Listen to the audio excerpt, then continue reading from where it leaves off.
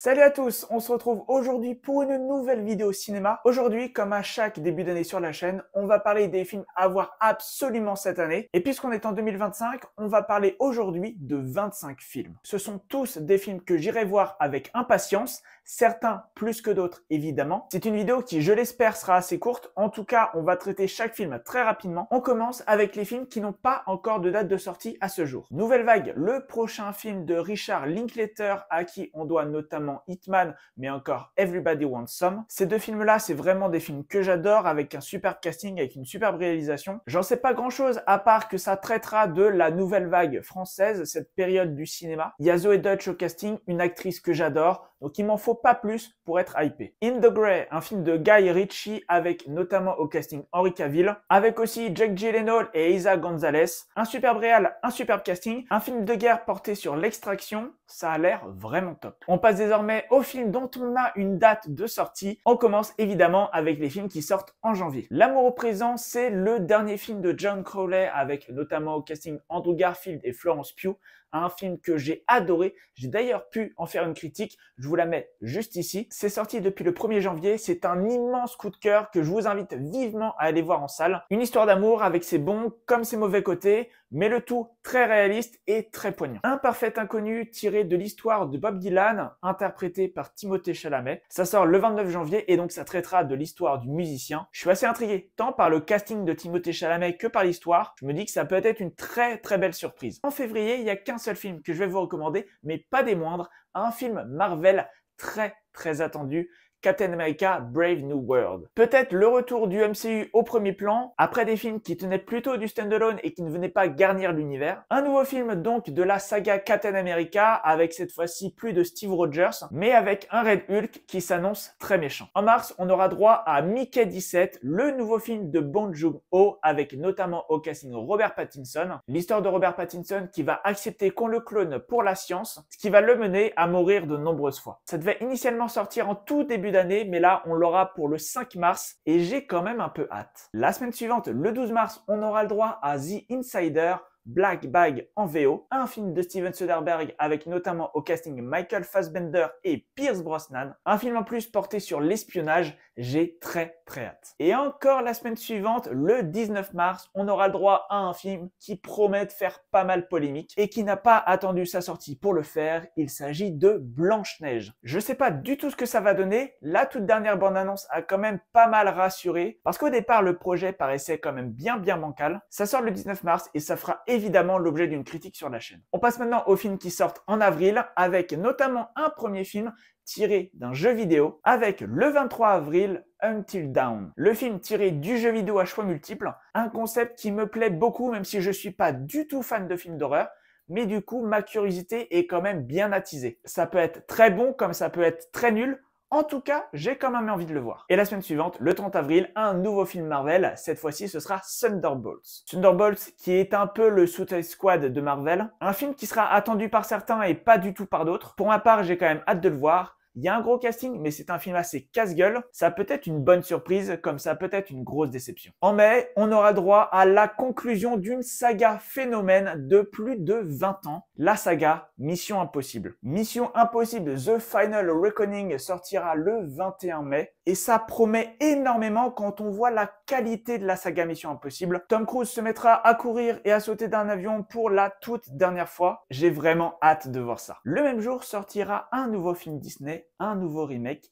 Lilo et Stitch. On en pense ce qu'on veut des remakes Disney, mais je suis quand même très curieux de voir celui-là. Lilo et Stitch, c'est un dessin animé que j'avais vu il y a très longtemps. Les effets spéciaux ont l'air plutôt pas mal. On n'a pas encore eu le droit à une bande-annonce, mais on a eu le droit à un teaser. Et mine de rien, ça donne pas mal envie. En juin, on aura le droit à un spin-off de la saga John Wick avec Ballerina, avec au casting notamment Ana de Armas. Ça sort le 4 juin et ça promet d'être très sympa. 2 semaines plus tard, on aura le droit à la suite d'un film que je n'ai pas encore vu, 28 ans plus tard. La suite donc de 28 jours plus tard. Une histoire de contamination, de zombies. Évidemment, je regarderai 28 jours plus tard avant d'aller voir ce nouveau film. L'histoire a l'air cool, le casting plutôt pas mal.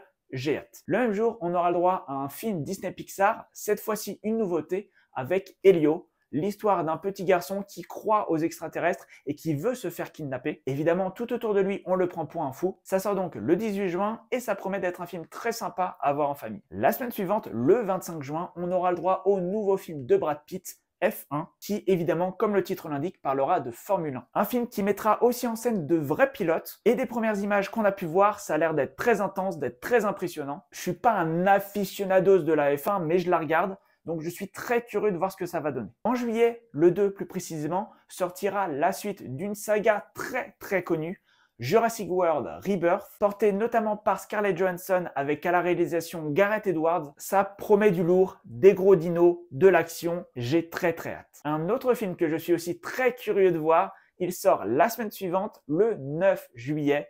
Il s'agit évidemment de Superman. Réalisé par James Gunn avec David Corenswet sous le costume de Superman, normalement le renouveau du DC Universe. On a tiré un trait sur le Snyderverse et sur le DCEU. Place désormais au DC Universe avec comme point de départ ce Superman. Je sais pas ce que ça va donner, mais je suis curieux de voir si James Gunn va réussir ou alors s'il va se planter. Mais en juillet, ce ne sera pas le seul film de super-héros auquel on aura le droit. Marvel également dégaine 2 semaines plus tard, le 23 juillet, les 4 fantastiques First Steps. Là aussi, 2 nouveaux acteurs pour interpréter les super-héros, avec en chef de file Pedro Pascal. On n'a encore vu aucune image à part un poster teaser qui montre que l'histoire se déroulera au siècle dernier. À part ça, on n'en sait pas grand chose pour l'instant. En tout cas, un film Marvel, ça reste toujours un événement, et d'autant plus quand il s'agit du retour d'anciens super-héros. On fait un saut dans le temps en octobre, le 8 octobre, avec la suite d'un film sorti il y a déjà 15 ans, Tron Ares. La suite donc de Tron Legacy sorti en 2010. Un film que j'ai vu il y a très longtemps. Il faudra certainement que je le regarde avant de voir cette suite. Je pense qu'avoir une suite 15 ans plus tard, c'est un bon argument pour aller le voir au cinéma. En novembre, on s'apprêtera à terminer l'année avec de nombreux films. Insaisissable 3 d'abord le 12. Le groupe de magiciens bienfaiteurs refait surface. Les films insaisissables, ça n'a jamais été des films exceptionnels,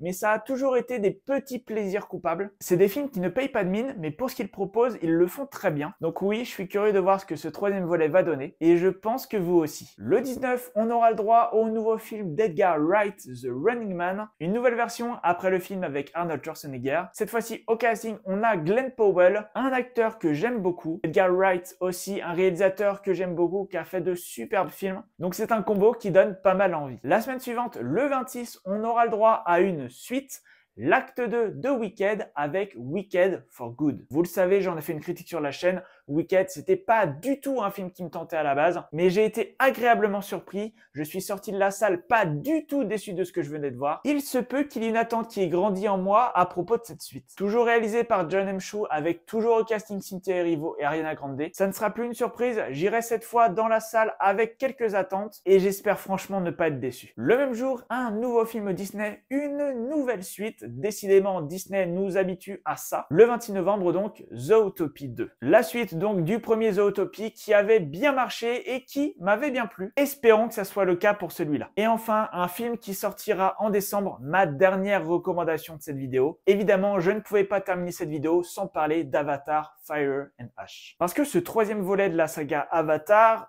il est quand même attendu. Cette fois, on aura le droit à des navires méchants. On devrait changer de registre et être beaucoup plus dans les terres de Pandora. Le deuxième film a été un énorme succès. Un film Avatar, c'est toujours un événement. Et évidemment que c'est un film ultra attendu, dont on n'a pour l'instant aucune image, et évidemment donc qu'il faut que vous alliez le voir absolument cette année. Voilà, c'est donc tout pour cette vidéo, j'espère qu'elle vous aura plu. Si c'est le cas, comme d'habitude, n'hésitez pas à mettre un like et à me le dire dans les commentaires. N'hésitez pas aussi à me dire le film que vous attendez le plus cette année. N'hésitez pas aussi à vous abonner et à mettre la cloche. On se retrouve très vite pour de nouvelles vidéos.